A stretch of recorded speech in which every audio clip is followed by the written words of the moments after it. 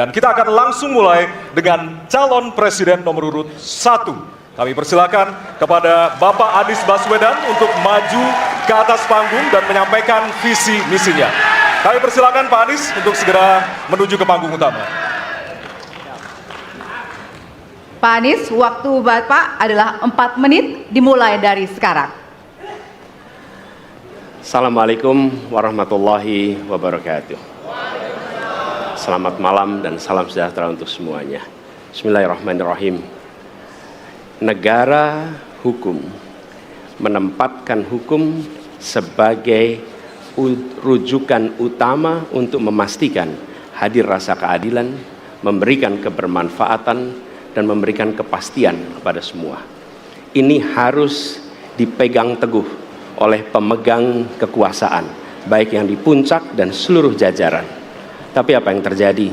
Banyak aturan ditekuk sesuai dengan kepentingan yang sedang memegang kekuasaan. Apakah ini akan diteruskan? Tidak. Ini harus diubah. Ini harus dikembalikan. Kemudian kita menyaksikan betapa pada hari-hari ini tatanan ketika kita menyelenggarakan pemerintahan sering tidak sesuai dengan prinsip-prinsip hukum yang kita pegang. Karena itulah kami melihat perubahan ini harus kita kembalikan. Negara ini adalah negara hukum, bukan negara kekuasaan. Dalam negara hukum, kekuasaan diatur oleh hukum. Dalam negara kekuasaan, hukum diatur oleh penguasa, dan kita tidak menginginkan itu terjadi. Pada saat ini, kalau kita lihat hukum itu harusnya tegak begini. Inilah hukum. Dalam kenyataannya, dia bengkok.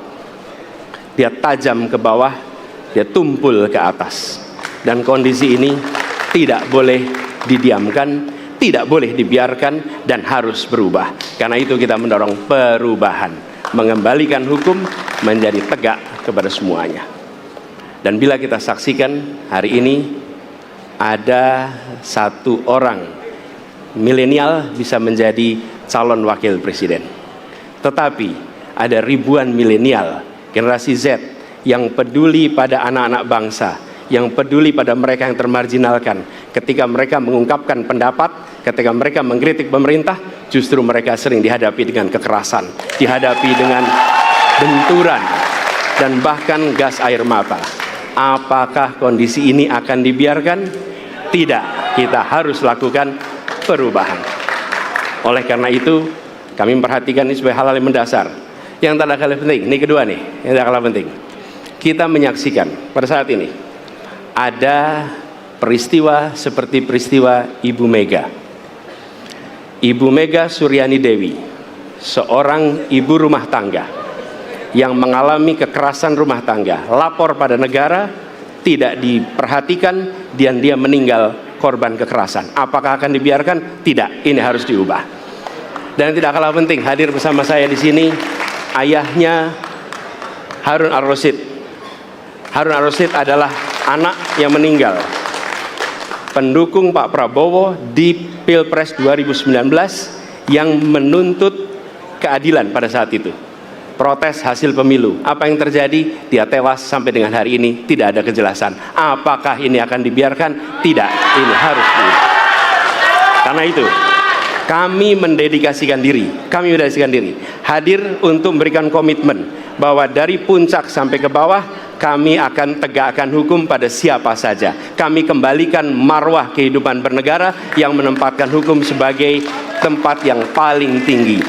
Dan ketentuan itu berlaku kepada semua, termasuk ketika menyangkut urusan ASN, menyangkut urusan TNI dan Polri. Terima kasih. Assalamualaikum warahmatullahi wabarakatuh. Terima kasih. Bapak Anies, kami persilakan kembali ke tempat. Berikutnya kami